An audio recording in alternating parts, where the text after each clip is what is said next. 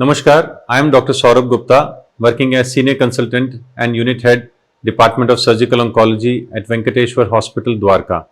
I have been doing robotic cancer surgery since quite a while now and have a reasonable experience in different surgical robotic systems. Cancer surgeries की technique में समय के साथ बहुत improvements हुए हैं. अब हमारे पास इम्प्रूव्ड मशीन्स, कॉटरीज, सूचर्स, स्टेपलर्स के साथ साथ सोफेस्टिकेटेड सर्जिकल सिस्टम्स भी हैं, जिनमें लेटेस्ट है सर्जिकल रोबोटिक सिस्टम हुगो रास रोबोटिक सिस्टम. रोबोटिक सर्जरीज की बात करें तो हम सबके दिमाग में एक पिक्चर सी बन जाती है कि रोबोटिक सर्जरीज तो कोई रोबोट करता होगा, सर्जन नहीं. सो आइए मैं आपको हमारे सर्जिकल रोबोट से मिलवाता हूं. सो ये उसके आर्म कार्ड्स हैं जो कि 4 हैं. आर्म कार्ड का मतलब हाथ, आर्म्स, जिससे ऑपरेशन किया जाता है, जिसके ऊपर इंस्ट्रूमेंट्स लगते हैं एंड सर्जरी परफॉर्म की जाती है. This is the system tower.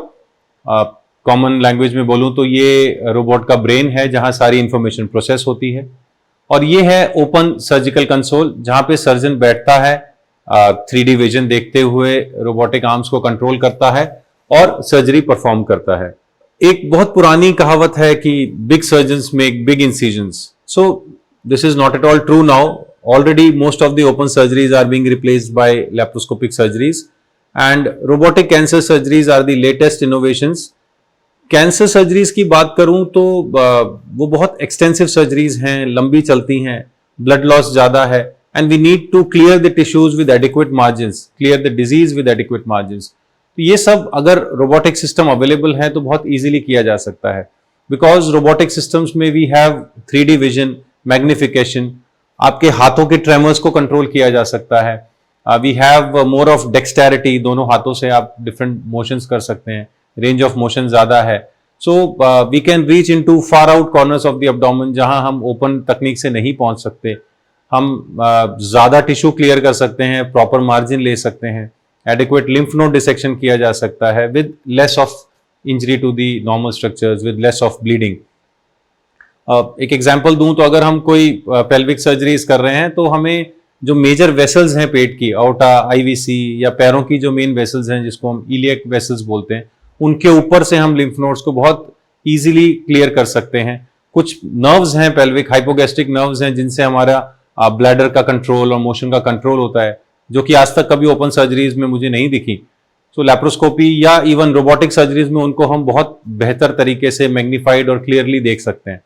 So we can clear the disease with proper margins without injuring the normal tissues with great precision and accuracy. अगर रोबोटिक पार्शियल नेफ्रेक्टमी की बात करें जहां हमें पार्ट ऑफ द किडनी निकालनी है kidney cancer में, तो वहां पर हमें किडनी और पेल्विक एलाइशियल सिस्टम का डिफरेंशिएशन बहुत अच्छा दिखता है. हम प्रॉपर सूचरिंग कर सकते हैं एंड यूरिन लीक के चांसेस कम हैं. नॉर्मल किडनी को ज्यादा से ज्यादा बचाया जा सकता है विद प्रॉपर मार्जिन्स लेते हुए कैंसर को निकाला जा सकता है. तो रोबोटिक सिस्टम से कैंसर सर्जरीज बहुत सेफली की जा सकती हैं. सो आई वुड से कि ये सर्जरीज कैंसर सर्जन ही करते हैं रोबोट को कंट्रोल करते हुए. So don't be afraid and always keep an option of robotic surgeries in your mind. अपने ऑन्कोलॉजिस्ट से डिस्कस कीजिए and feel free to contact us for more information. Thank you.